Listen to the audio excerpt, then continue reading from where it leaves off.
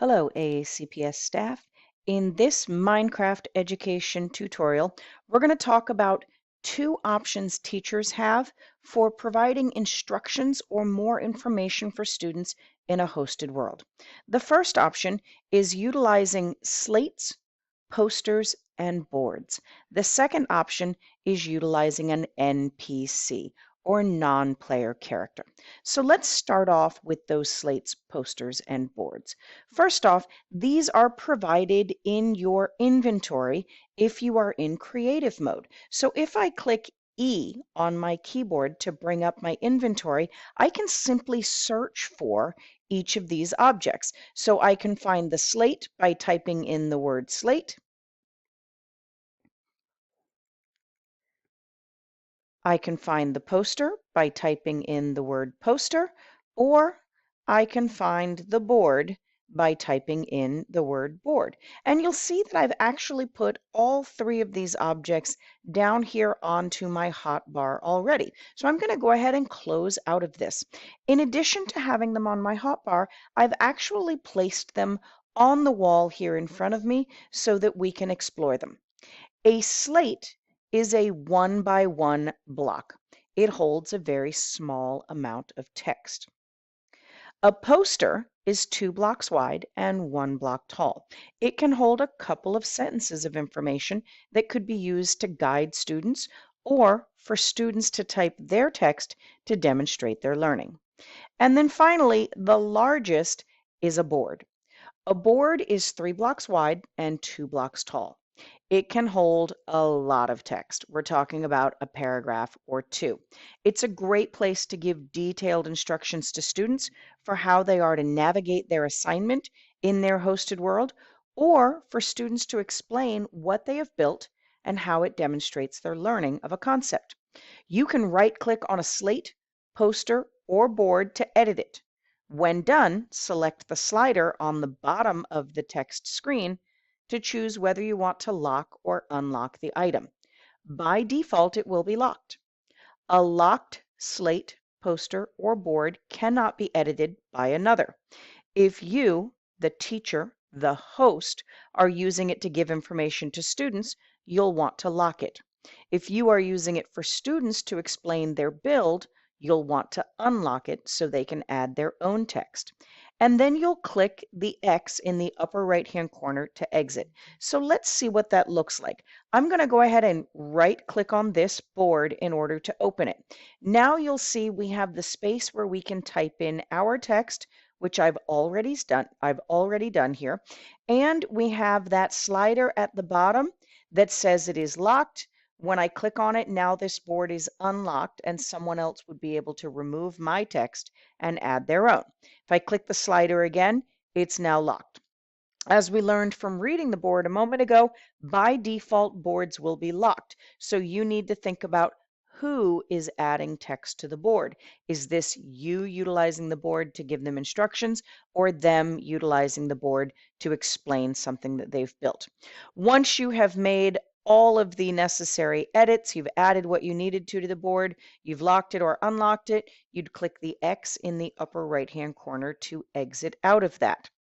When you are placing a board or a slate or a poster, you want to think about where you're going to click. For example, if I come over here with the board in my hand, so I'm going to switch to hotbar item number 9, and I'm going to click right here in order to place this. So I'm going to right click, and I'm just going to type a quick sample of text before closing out of this. So you'll notice when I clicked on this block right here, I was placing the center bottom of the board. So you need to be mindful of that. If I try to come over here and place another board, for example, it's hard to tell in a video, but I'm right clicking and it's not doing anything because it doesn't have the space to place this board.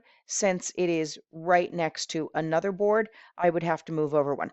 Similarly, you can click on the ground to place boards, slates, and posters. And what you get, let me add a little sample of text there, is a board freestanding with some little feet on the bottom there. So if you don't have a wall to place your board or poster or slate, no problem. You can place it right there on the ground. Same rules apply.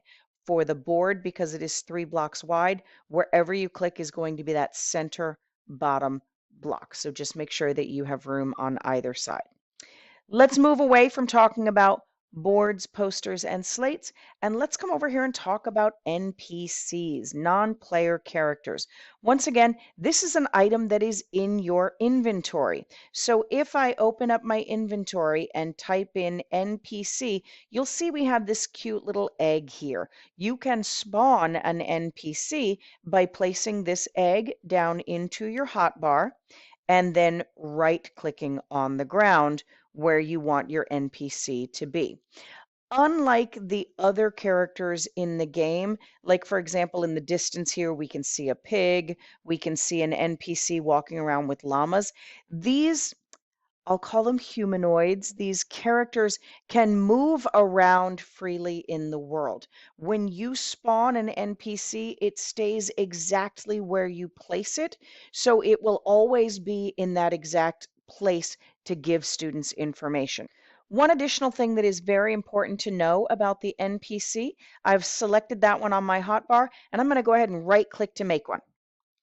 And you'll notice that my character is kind of swiping at the ground, but nothing's happening. I'm certainly not getting an NPC created in front of me. And that's because the only one in a game that can create an NPC is a role known as World Builder. So I need to turn on World Builder in order to place my NPC. And that's done by typing /WB for World Builder before I click Enter. Now I am in the status of World Builder. There's really not a whole lot I can't do. And now if I right click, I will in fact get an NPC right where I clicked in front of me. Now if I right click on this humanoid, I get all kinds of options. Starting here at the very top, I can change the name of the NPC. So if I want it to have my name, if I want it to have the name of a famous person, a famous scientist, an author, I can do all of that. I can also change the appearance of the NPC. So starting off right here, we have just 5 examples of what your NPC can look like. It's a sort of a character with long hair here, but lots of different skin tones for diversity, but that's not all. We can also move through additional options, again, very multicultural in appearance here, but then we get into some characters that look more like scientists or doctors wearing lab coats. We get into, here's an NPC wearing a hazmat suit. There's even a robot NPC if you don't want it to be sort of that humanoid, as I keep referring to it. Lots and lots and lots of options as you continue through here. We even get into things like here's a scarecrow. If you're going to have your students build a garden, you might even choose to have their NPC look a little bit like a scarecrow here. So I'm just going to go ahead and select on one of these. My additional option here is to edit the dialogue. What information do I want this NPC to give to my students when they select on it? So now you'll see we've provided some basic instructions for our students that they're going to be planting a garden. They'll need to utilize the till command in order to dig up the grass. Then they'll need to get seeds from their inventory, a water bucket, and so on. So an NPC, just like those boards, slates, and posters, can help our students understand what they are supposed to do next. And there is no limit to the number of NPCs you can have. I could have an NPC that simply tells my students to turn right and travel towards the next person. I could name them, and they will get the further instructions for what they are supposed to do next. So a great way to guide your students through the challenge or build that they have in this particular world. There are some additional options down here under advanced settings that I'm not going to go into very deep in this video. I can add a URL, a hyperlink that when the students click on it in the NPC dialog box, they would be taken to that external resource that could help them. And we can also get into commands For example, to have the player, say, teleport to another location as soon as they've finished reading the directions. But as I said, not going to get very far into the advanced settings, as this is supposed to be more of a level 1 tutorial.